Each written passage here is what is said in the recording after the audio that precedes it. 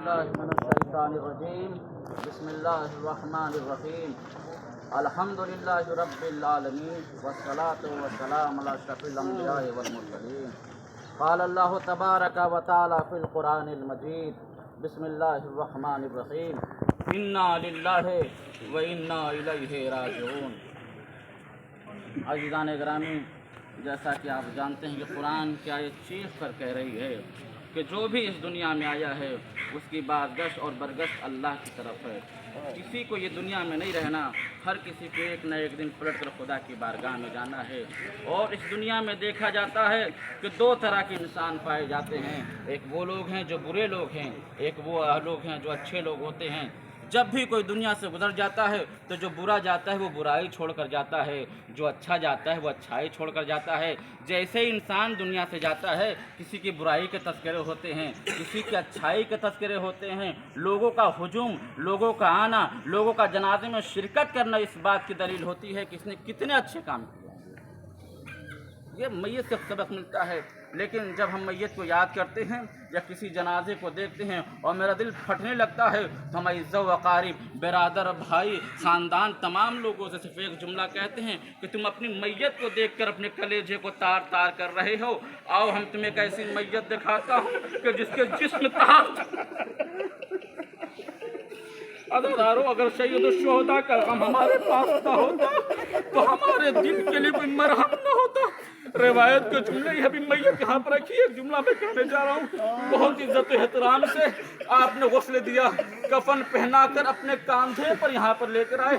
اور میں ایک سرکار کو دکھاتا ہوں، ایک سید الشہداء کو دکھاتا ہوں جس کے بارے میں روایت ملتی ہے اس کا نانا اسے کتنا چاہتا تھا، گھر والے کتنا چاہتے تھے. جس کے نانا نے دین کو پھیلایا، جس کے نانا کی امت تھی. ہائے وہ کربلا میں نانا کی امت کے سامنے تنہا کھڑا ہے اور اپنی بہن سے کہہ رہا، بہن وہ لباس لے آؤ جو میں نے تمہارے حوالے. بہن لباس لے کر آئی. بھائی یہ لباس تو بڑا تار تار ہے. کہا بہن میں یہی لباس پہن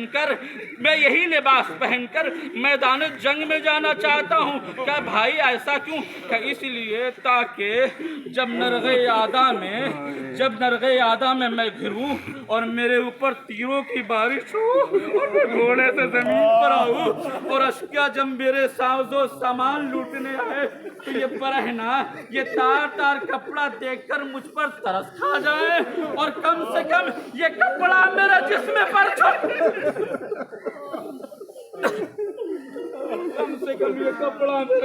پر ہائے کیا ظلم ہوا کربلا میں.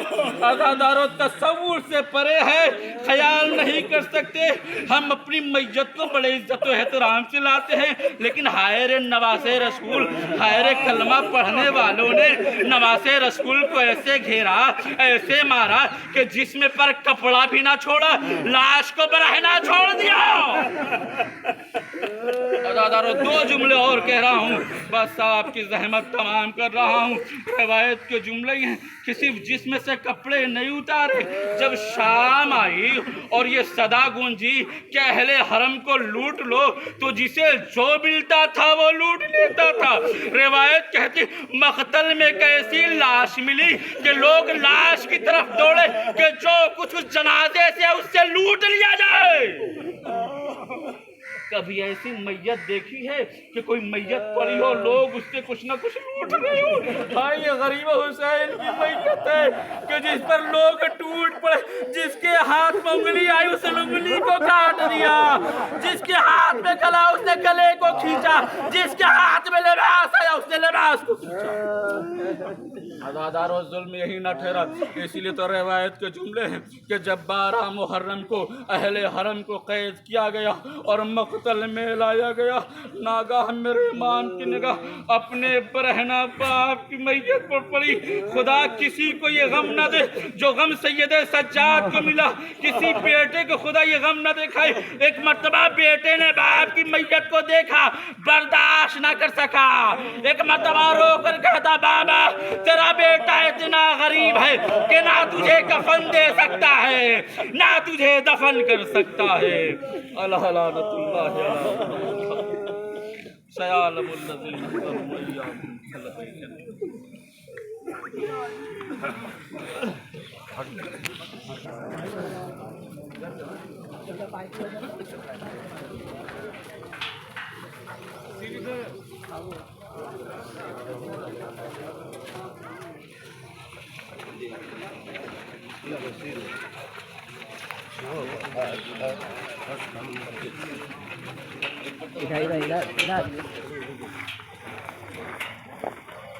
देखिए गेट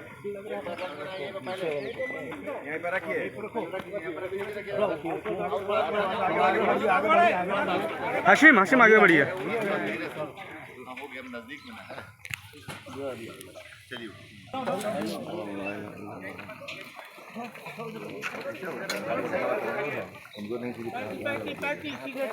ऐसे बस ऐसे घुमा, पीछे पीछे से घूमिए बराबर से डोला तिरछा हो रहा है। हाँ ठीक है बराबर से नीचे करो। ठीक है और आगे थोड़ा सा ले आइए और थोड़ा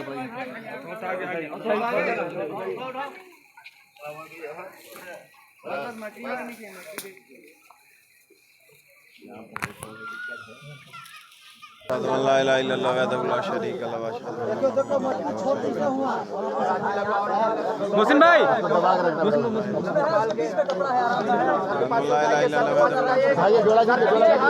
नीचे से पकड़िए शमशाद भाई।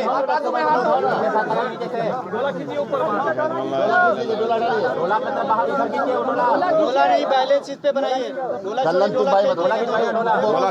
कपड़ा पकड़ना है अचानक।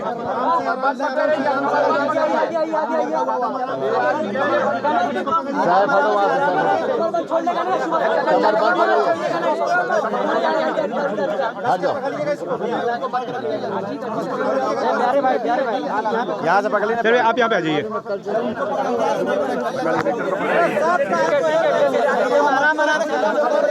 ठीक है कल्लन भाई को पकड़ो तुम,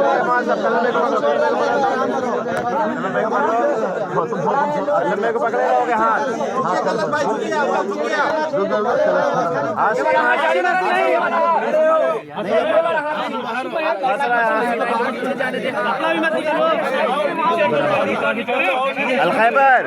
अलखैबर हाशिम को उधर दे दो, हाशिम को उधर दे दो।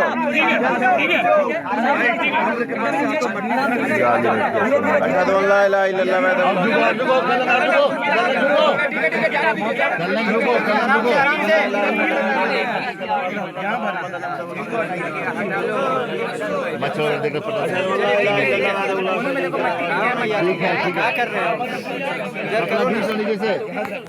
वो चीज का ये दिया एकदम सब लाइव